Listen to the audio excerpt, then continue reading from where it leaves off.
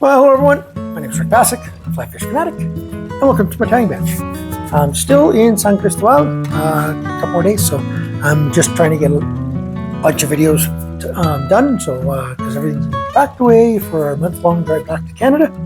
So yeah, punching out 5 or 6 videos today. I did 9 yesterday, so hopefully they're not too bad because I'm doing so many. But we'll see. So today, another nymph for my river nymph series.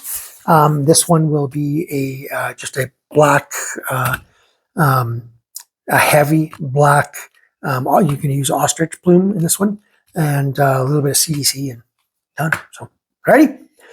Hope you guys enjoy this one. Let's get tying.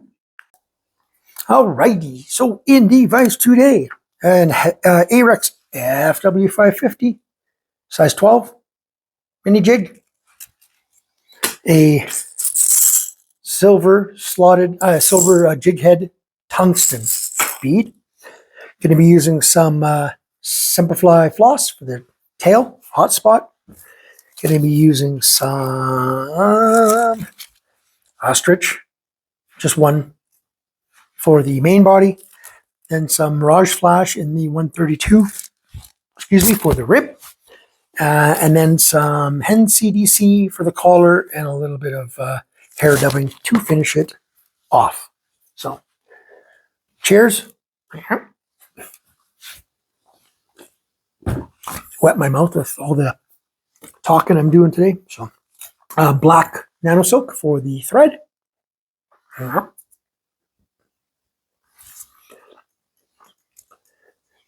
you can use a silver bead on this or a black bead. I've done okay with a gold or brass, but silver and black seem to be the ones that I've done quite well on. So I love bouncing these right off the bottom in faster moving water. So I'm just going to make sure that this is facing forward, and then actually I'm just going to take a look at something. I think this might be a head turner bead, not a slotted bead. No, it's not a head turner. Wasn't paying attention when I put it on. It's building up a bit of a thread down. I'll be able to make that more solid when I get to that point. So now I'm going to get about 10 inches or so of the floss off the spool. 8 inches, something like that. I don't need a huge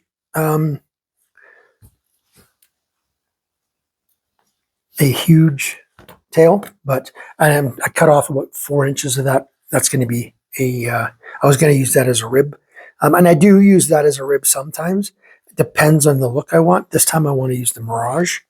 So I didn't need to cut it off. It becomes habit, right? So I folded it over.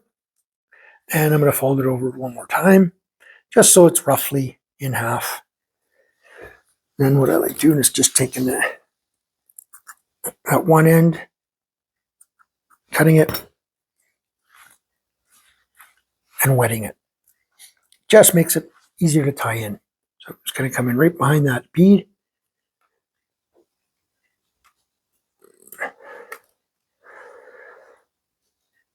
Come to there, go under, back over, back to the front. Take my scissors and I'm going to cut that just a little bit past the bend of the, so there's the bend of the hook, so just a little bit past there. Get that cut off. There's your little tail. Quite often what I'll do with this as well is I'll take my Velcro and it'll just give it a bust up the fibers and then just stroke it all back, even wet my fingers a bit. There. Okay. Then I'm going to take my Mirage Flash, just one little piece, don't need much. See, we're a good piece right there. This thing got, again, with traveling, it makes so many things so much more difficult. Now, if you don't want flash, you can use, some 0.1 or 0.2 wire. Like I said, I've used red floss as well, but this is the one that I find works the best of this version of fly. I find that this ribbing pattern, using this ribbing, works by far the best. So back forward, Now I'm going to get an ostrich herl. Now, if you take a look down here, they're really long fibers, like the fibettes or whatever you want to call it, off of the main stem are pretty big. I don't want that. I don't want a really fluffy fly. So I'm going to go to the tips here, and I'm just going to grab, because they're smaller, I'm going to grab 2. Okay, and I cut off that crappy looking butt. Just tie that in all the way back to that tail, all the way back forward. Okay, take my herl, sorry, I'm bumping the camera, and just wrap it. You see what I mean? How much that spikes out as it is. And if we would have used those longer ones, it just doesn't look right. It's too long. Now, when this gets wet, this all slicks down anyway, so it's not a huge deal, but for what I'm doing, how I like fishing this, and the result of the actual fly, I like using a smaller piece. So now I'm gonna, my dog's playing around down below me here, so I'm gonna take this and go through, and take this and go through, and go up to the front here.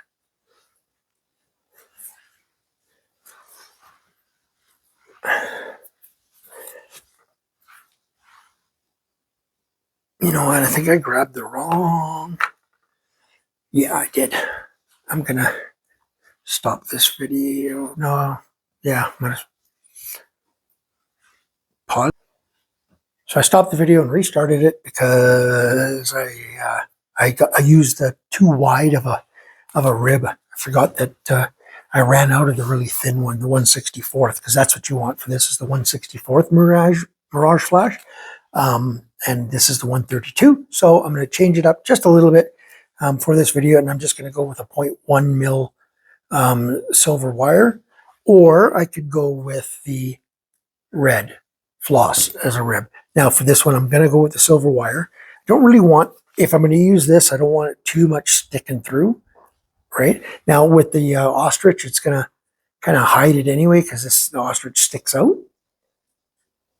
So again, tie that in. Take your 2 to 3 ostrich plumes, and I've taken this from the tip of my plume of my feather. I'll show you in a second. I've taken it from the tip section, because you can see that the fibettes, if you want to call it that, when it spikes out, are shorter. If you take them from back here, they're really long. So if you're doing bigger ones, use this back end. Okay. So now I'm going to take my herl. Make sure not to touch that hook if you can help it, and just bring this forward all the way. I really like tying my little mini micro leeches for the still waters with like this as well, with the herl. So okay, just gotta turn that.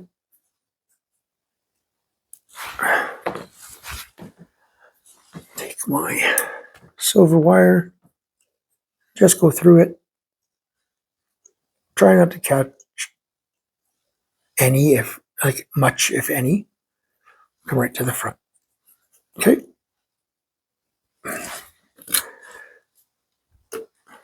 Pull that off. 0.1 breaks like that, so it's awesome for that.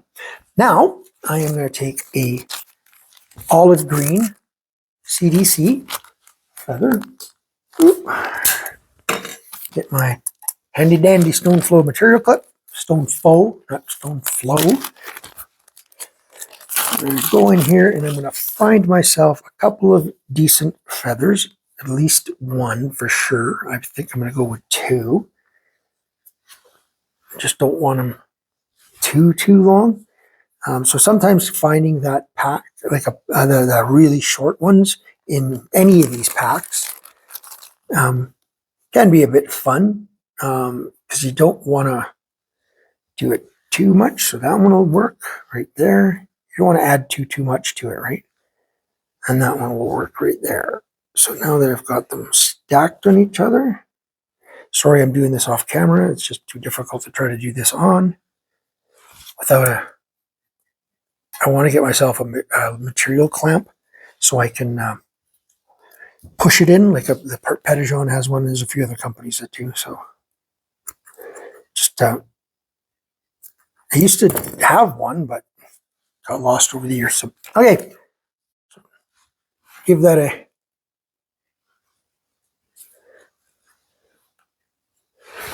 little spinner, make a dubbing loop out of that. Make sure you got no more thread on your dubbing spinner.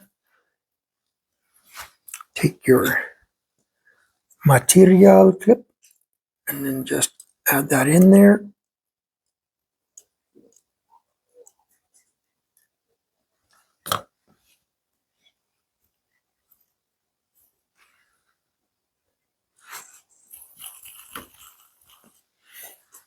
Okay.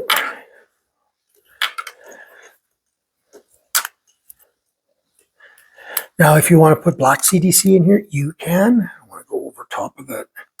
Stay right tight up against that bead if you can. All right.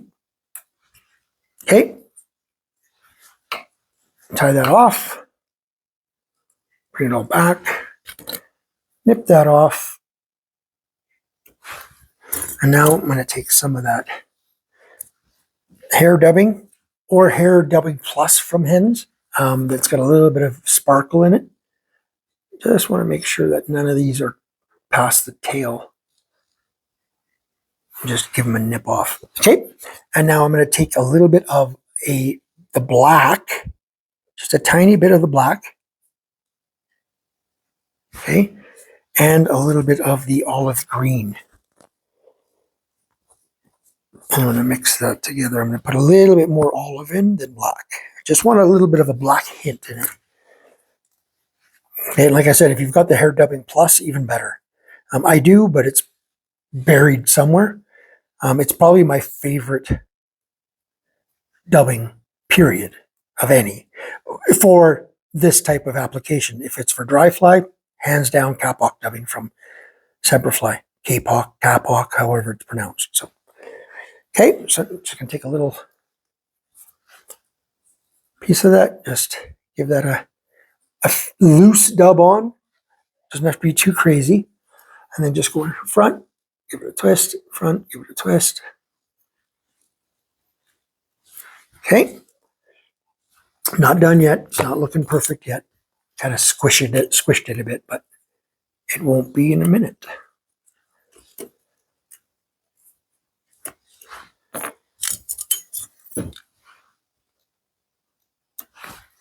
Then I take my Velcro, just give this a little bit of a brush out, and then it'll look way, way better once it's brushed out.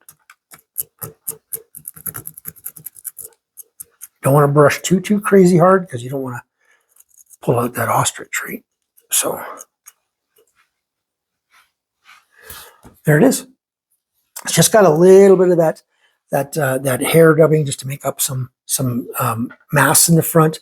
That those little tiny little bit of CDC, very little. Don't go crazy and put like 4 of these on, right? Just a couple. You just want some hairs going, right? That red butt for the hot spot. And when this gets wet, I just put it in my mouth. So this all slicks back. Everything slicks back, right? And it looks really buggy. So, righty. Like I said, hope you guys enjoyed that one. Very simple fly to tie. Just got to make sure that you take your time with the CDC. I think that's the most important. And this stuff it'll move like a lot in the water. The CDC and the little bit of dubbing that I've pulled out, it'll move a lot in the water. Right now it's slicked back, but as it'll pulsate through that water. So, and then that nice little red hot spot in the back. It doesn't look like much of a fly, but I tell you, these things they work well. Anytime you've got a buggy looking fly, right? Anytime you've got anything buggy looking like that, it just attracts fish. So, okay. Oh, and this will ride obviously like kind of like that, right? So, hope you guys enjoyed that one. If you did, give it a thumbs up. If you subscribed, thank you very much. If you haven't, please consider doing so. I'm going to try my best to continue doing one tying video and 2 shorts per week. I might end up going back to 2 videos a week. I don't know. Right now, I've got other priorities with getting our other online business, my wife's and mine online business, running smoothly so we can afford this lifestyle, this trip, this semi-retirement. So, yeah. So, but I hope you guys enjoyed that. Thumbs up if you did. Please subscribe. Tie lines.